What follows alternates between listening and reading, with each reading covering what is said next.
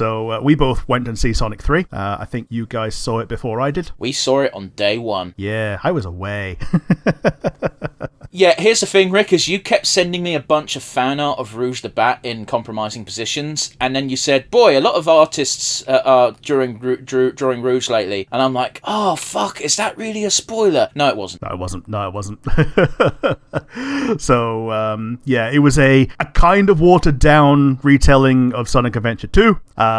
They changed a few things, obviously. Like, Professor Gerald is meant to be, like, dead for 50 years at this point, but here he is. So, Jim Carrey can collect 2 paychecks, and we knew he was showing up because he was in the trailer. Here's the thing, Rick, is I'm going to describe this film how I've described it to everybody, and that is, boy, is this a bad movie, but boy, is it fun. Oh, totally. Absolutely. The script is shit, but I don't care, it's fun. Yeah, it's garbage, but it's enjoyable garbage. I cannot believe the human character has survived 3 movies. Yeah. At least I think they're learning and putting the humans in less, because in the second movie, the humans were really shoehorned in and it really stuck out. This time round, yeah, they're here. They, the furries leave the humans and then bring them back in when they need them to do a thing, not when they want the humans to be on screen because they're cheaper. I will say this, boy, did they puss out on the Maria scene. Yeah. Like, no one shot Maria. Like, somebody shot a tank. And of the 3 people in the blast radius of the tank, Maria's the only one that dies. Yeah, I've worked that one out. Yeah. Like, they don't even, like, bring up that she was sick or anything. Yeah, that was weird. Yeah, because, like, I think part of the whole reason of it being on Space Colony Arc was that, like, she was weak and, like, having low gravity made it easier for her to live. Yeah, it made her easier to do things because she didn't have to exert her body as much. That was my understanding as well.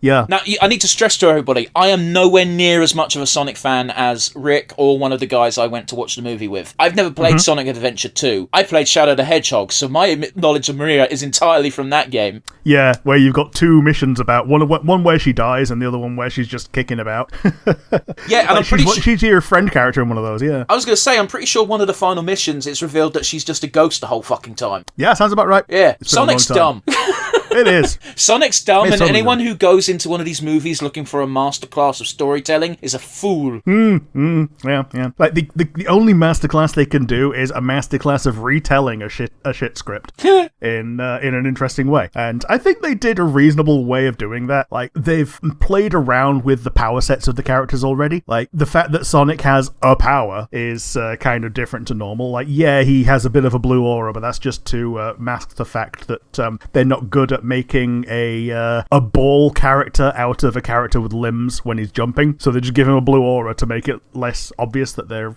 mashing everything to a circle. Also, this was like, what, a fucking Sega game? Yeah.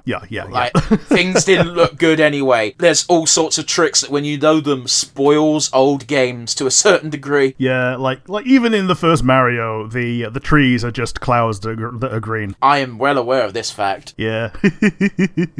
But yeah, boy, someone who was choreographing that end fight scene sure does like Dragon Ball. Yeah, and very much definitely did probably play the final zone of Sonic Adventure 2. Because like the when the robots got let out, that was pretty much 1-for-1 a shot of when the BioLizard just like farts out a bunch of balls and you just got to deal with them. I'm taking your word for that, my dude, because again, I didn't play it. Yeah, like a lot of the shots are like 1-for-1 recreations of things that happen in the Dreamcast / GameCube game.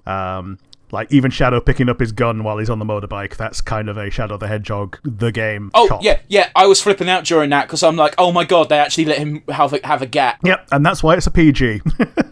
Yeah, that scene had me, I was like, yeah, cool, great. What do you think of that post-credit scene? Not the post-credit scene, the mid-credit scene, I suppose. Well, the mid-credit scene is just, okay, Shadow is now back on Earth, he picks up his ring, and he's like, nope. I'm having my thing back. Nope. No, that's the super post-credit one, yeah, okay. The mid-credit one is the one with Metal Sonic and Amy.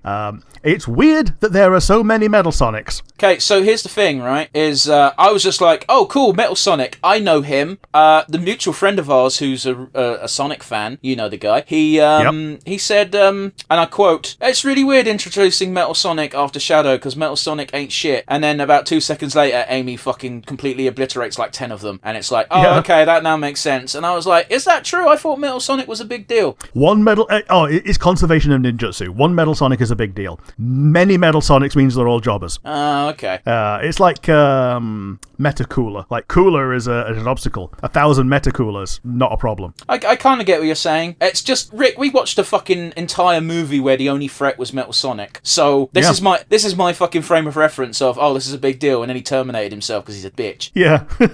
He gets his own line of there's only one Sonic, and he's just goes into lava because he can't be arsed. It might as well just gone dun dun dun dun dun as you were sinking.